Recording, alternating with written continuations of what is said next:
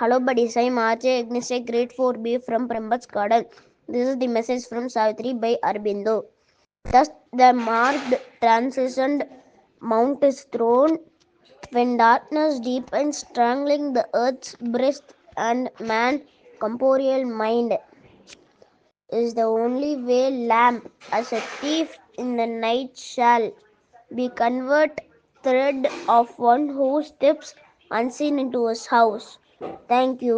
Bye. Hello buddies, நான் உங்கள் அஜலிக்கித் great 9 from Prambats Garden.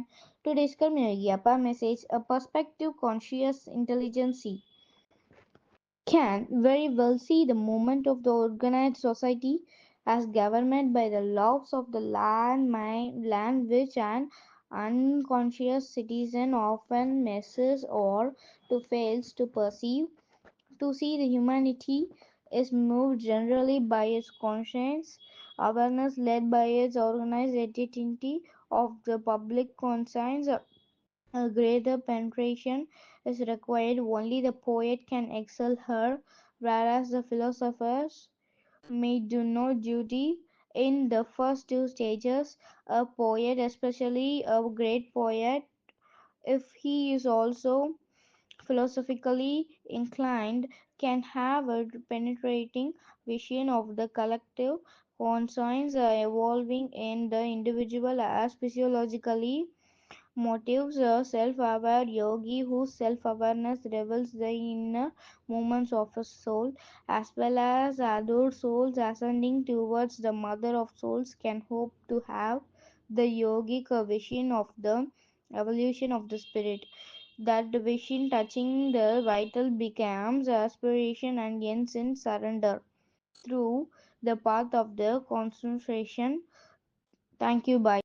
Hi, hello buddies. I'm RJ Sharma, grade 6 from Prambats Garden School.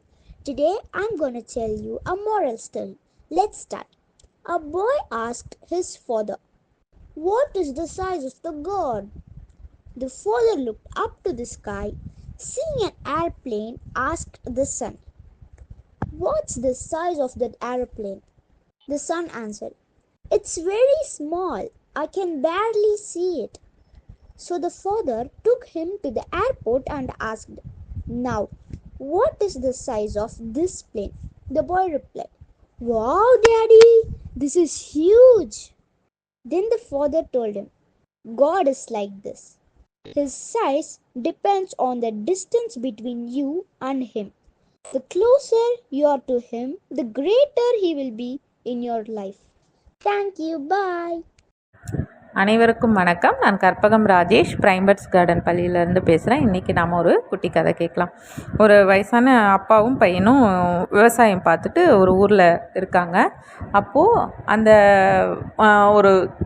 ஒரு இடத்துல ரொம்ப மொத்தமாக திருடு போயிடுது. அந்த பையனோட ஃப்ரெண்ட்ஸ் எல்லாம் சேர்ந்து திருடு போனோடனே அப்போ அந்த பையனையும் சந்தேகப்பட்டு போலீஸ் வந்து என்ன பண்ணுறாங்க, ஜெயிலில் கொண்டு வச்சிடுறாங்க.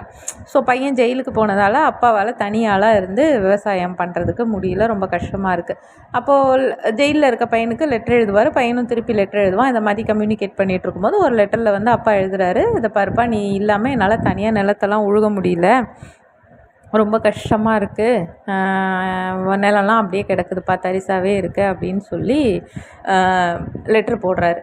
இதை பார்த்த பையன் வந்து உடனே என்ன பண்ணுறான், பதிலுக்கு லெட்ரு போட்டு, "அப்பா, நீங்கள் அந்த நிலத்தை இது பண்ணாதீங்க, நான் திருடின பொருள் எல்லாத்தையும் அந்த நிலத்தில் தான் நான் வந்து பதுக்கி வச்சுருக்கேன், புதைச்சி வச்சுருக்கேன்" அப்படின்னு சொல்லிடுறான்.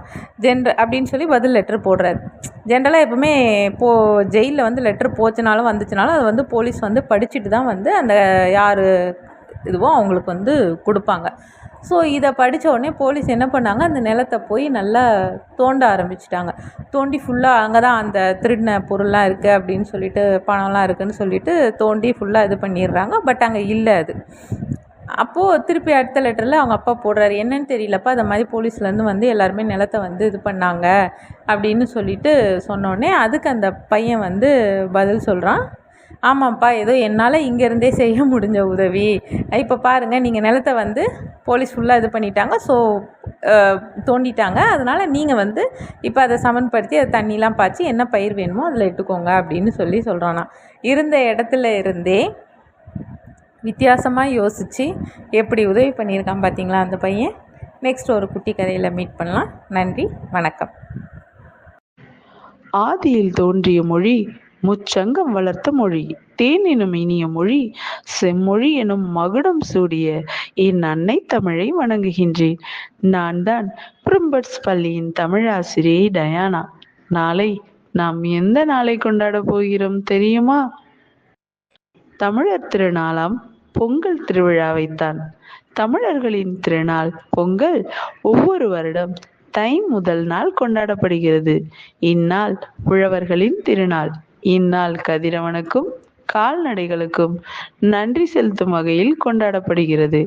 இத்திருநாளில் அவரவர் வீடுகளில் பொங்கல் வைத்து கரும்பு இனிப்புடன் கொண்டாடுவர். புத்தாடைகள் அணிந்தும் மகிழ்ச்சியுடன் கொண்டாடுவர். அன்பும் ஆசையும் பொங்க, இன்பமும் இனிமையும் பொங்க, உங்கள் வீட்டில் மகிழ்ச்சி பொங்க. உங்கள் அனைவருக்கும் இனிய பொங்கல் நல்வாழ்த்துக்கள். நன்றி, வணக்கம்.